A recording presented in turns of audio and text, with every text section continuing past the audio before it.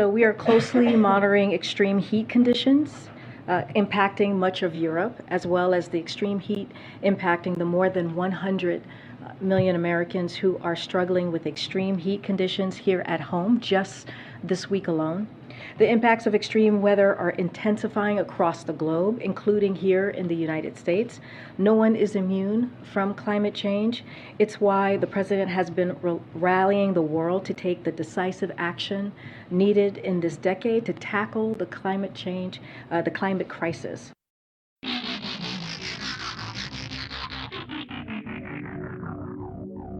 Hello and welcome to What the F*** Just Happened Today, your essential guide to the daily shock and awe in national politics. I'm Joe Manchin. Let's get to it. It's Tuesday, July 19th, 2022. Welcome to day 546. Joe Biden is reportedly planning to declare a national climate emergency in an attempt to advance his environmental agenda, which Joe Manchin has now twice sabotaged.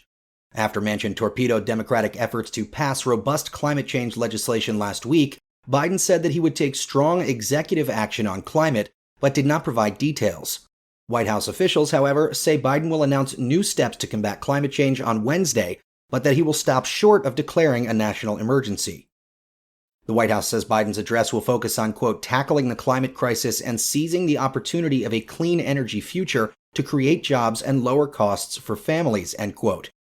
An emergency declaration would unlock billions in federal funding and give Biden broad executive powers to spend federal funds on clean energy projects, as well as to restrict oil drilling and curb fossil fuel use.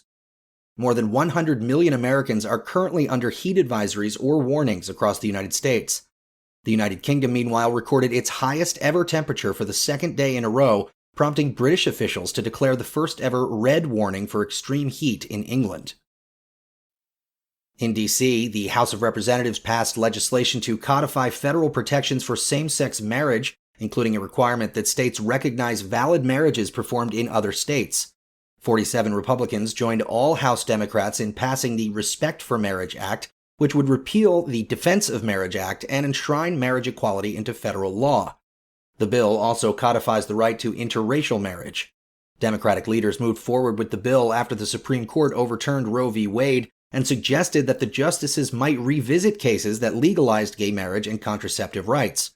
The legislation, however, faces an uncertain future in the evenly divided Senate, where it will need 10 Republican senators to vote in favor to overcome the filibuster.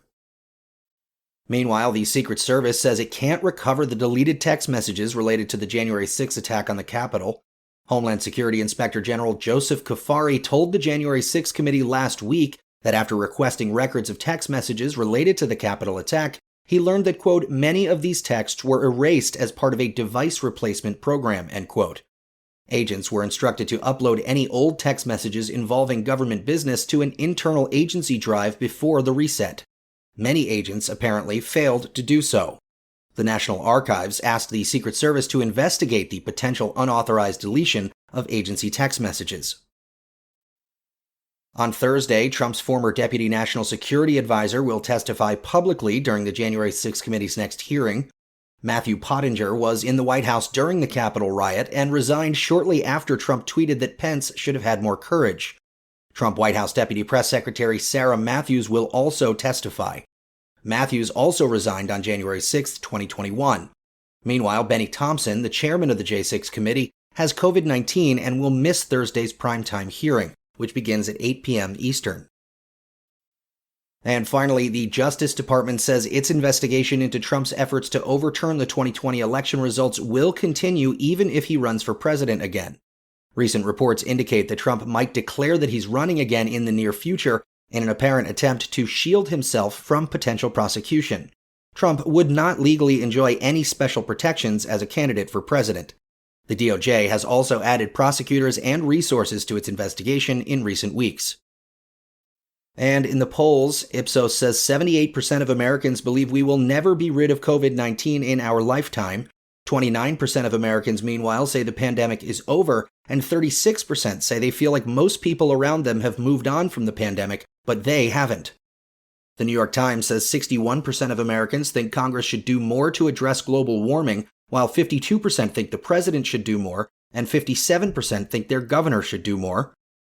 And CNN says 67% of voters say Democratic candidates for Congress in their area aren't paying enough attention to the country's most important problems, while 31% say the candidates have the correct priorities. Similarly, 65% of voters say that Republican candidates in their area aren't paying enough attention to important national problems, with 33% saying their GOP candidates have the right priorities. That's all for now. You can find the links and sources for all of these stories on the main website. And as always, visit whatthefjusthappenedtoday.com for the latest news and headlines. Until next time, I'm Joe Amditas.